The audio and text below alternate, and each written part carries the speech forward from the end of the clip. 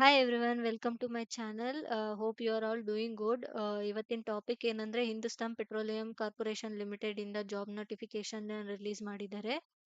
Total 358 ಸ್ಲಾಟ್ಸ್ಗೆ release ಮಾಡಿದ್ದಾರೆ. Job post name ಬಂದು ಗ್ರಾಜುಯೇಟ್ ಅಪ್ರೆಂಟಿಸ್ ಟ್ರೈನಿ ಅಂತ ಹೇಳಿ. ಏಜ್ ಲಿಮಿಟ್ ಬಂದು 18 to 25 ಇಯರ್ಸ್ ಅವರು ಅಪ್ಲೈ ಮಾಡಬಹುದು. ಅಂಡ್ ಏಜ್ ರಿಲ್ಯಾಕ್ಸೇಷನ್ ಸಹ ಕೊಟ್ಟಿದ್ದಾರೆ. 5 years for the SC/ST and 3 years for the OBC and 10 years for the PWBD. And the qualification ಬಂದು engineering ಅಲ್ಲಿ ಗ್ರಾಜುಯೇಷನ್ ಆಗಿರಬೇಕು in civil, mechanical and electrical and instrumentation. And also marks to cut off ಸಹ ಕೊಟ್ಟಿದ್ದಾರೆ. 60% ಇರಬೇಕು for all semester and years.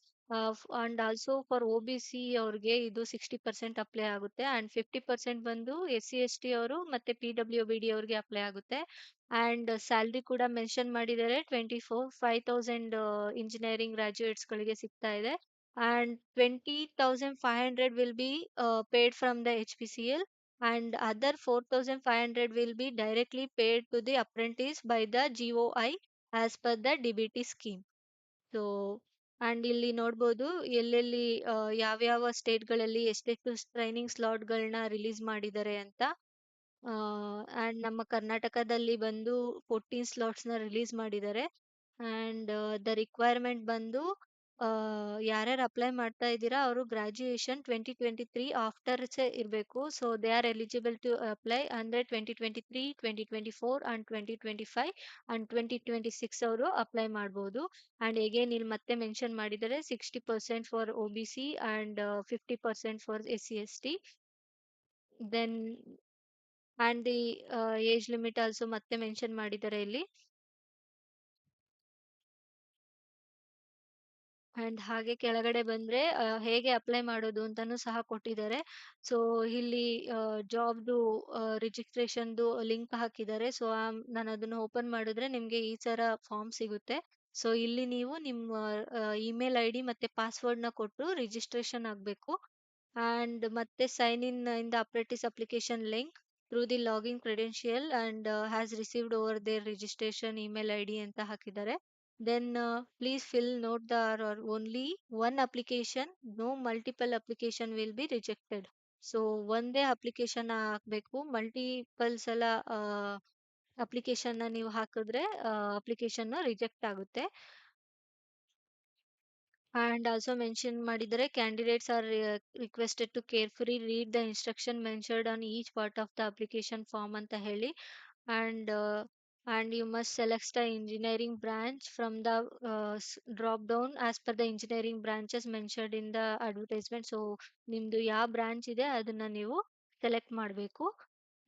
And also candidates are required to fill all the personal details mentioned in the application form in the mark are mandatory ಅಂತ ಹಾಕಿದ್ದಾರೆ. So ನಿಮ್ಮ personal ಡೀಟೇಲ್ಸ್ಗಳನ್ನ mention ಮಾಡಿ and the marks also mention ಮಾಡಿ. Once candidates have filled their personal details, click on the validate your details. In case error, please fill the data correctly as per the error message.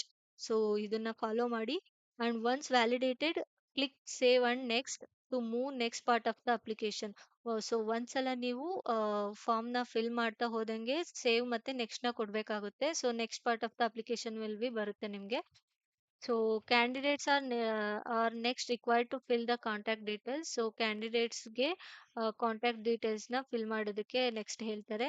Next candidates also required to select the state of the training. So from the drop down candidate can select only the one ಸ್ಟೇಟನ್ of the preference.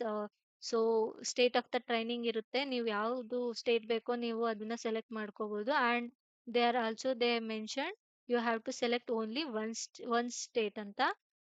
Click on the validate your details and save next to move the next part of the application form ಅಂತ ಕೊಟ್ಟಿದ್ದಾರೆ. So ನಿಮಗೆ next part of the application form ಬಂದ ತಕ್ಷಣನೇ qualification details ಬರುತ್ತೆ, ನೀವು ಅದನ್ನ fill ಮಾಡಬೇಕಾಗುತ್ತೆ. As per the last part of the application form, candidates are required to upload their recent passport size photo and their signature. ನೀವು recent passport size photo and ಸಿಗ್ನೇಚರ್ನ ನೀವು upload ಮಾಡಬೇಕಾಗುತ್ತೆ. Candidates are required to recheck the details filled in the application form under the preview. So ಎಲ್ಲ ಡೀಟೇಲ್ಸ್ನ fill ಮಾಡಾದ್ಮೇಲೆ ನೀವು ಮತ್ತೆ ಆ application ಫಾರ್ಮ್ನ ಪ್ರಿವ್ಯೂ ಮಾಡಬೇಕಾಗುತ್ತೆ. ಇಫ್ ಎನಿ ಕರೆಕ್ಷನ್ಸ್ ಏನಾದರೂ ಇದ್ದರೆ ನೀವು ಮತ್ತೆ ಎಡಿಟ್ ಮಾಡಿಕೊಂಡು ನೀವು ಕರೆಕ್ಷನ್ ಮಾಡ್ಕೋಬಹುದು. So candidates are required to read the declaration carefully. So ಲಾಸ್ಟಲ್ಲಿ ಏನು ಡಿಕ್ಲರೇಷನ್ ಹಾಕಿರ್ತಾರೆ ಅದನ್ನು ನೀಟಾಗಿ ಕೇರ್ಫುಲ್ ಆಗಿ ರೀಡ್ ಮಾಡಿ ಕೊನೆಗೆ ಫೈನಲ್ ಅಪ್ಲಿಕೇಶನ್ನ ಸಬ್ಮಿಟ್ ಮಾಡ್ಬೋದು.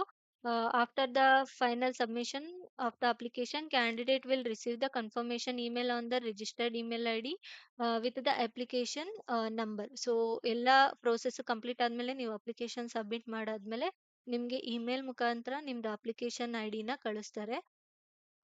ಆ್ಯಂಡ್ and also ಇನ್ನೊಂದ್ಸಲ ಹೇಳ್ತಾ ಇದ್ದಾರೆ, apprentice will be placed for the training at preferred state choose option chosen by the candidate. Multiple application will be rejected. So ನೀವು ಒಂದೇ ಸಲ ಅಪ್ಲಿಕೇಶನ್ ಹಾಕಬೇಕು, ಅದು ಒಂದೇ ಸ್ಟೇಟ್ಗಾಗಿರಬೇಕು. ಮತ್ತೆ ಮತ್ತೆ ನೀವು ಅಪ್ಲಿಕೇಶನ್ ಹಾಕ್ತಾ ಹೋದ್ರೆ ನಿಮ್ಮದು ಅಪ್ಲಿಕೇಶನ್ ಏನಿದೆ ಅದನ್ನ ಕ್ಯಾನ್ಸಲ್ ಮಾಡ್ತಾರೆ. So and note, candidates are not registered for to submit hard copy of the application form to HPCL, and the detail filled in the application register and application form will be considered final.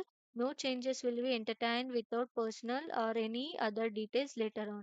So hard copy na ಅವ್ರು ತಗೊಳಲ್ಲ, ನೀವು have to register in online only, and application form will be considered final, and there is no changes will be not entertained ಅಂತ ಹಾಕಿದ್ದಾರೆ. So with respect to personal or any other details later on ಅಂತ ಹಾಕಿದ್ದಾರೆ. Next ಬಂದು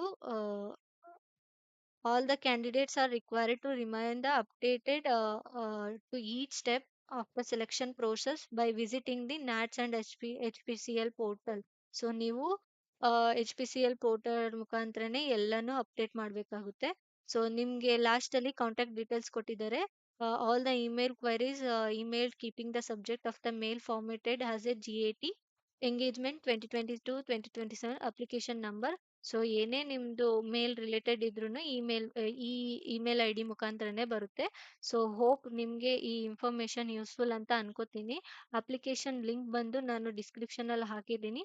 so ನಿಮಗೆ use ಆದರೆ ಇದನ್ನು share ಮಾಡಿ, and ನಿಮ್ಮ ಫ್ರೆಂಡ್ಸ್ಗಳಿಗೂ ಶೇರ್ ಮಾಡಿ. ಹೋಪ್ ಇದನ್ನೆಲ್ಲ ಎಲ್ಲರಿಗೂ ಯೂಸ್ ಆಗುತ್ತೆ ಅಂತ ಅನ್ಕೋತಾ ಇದ್ದೀನಿ. Thank you everyone.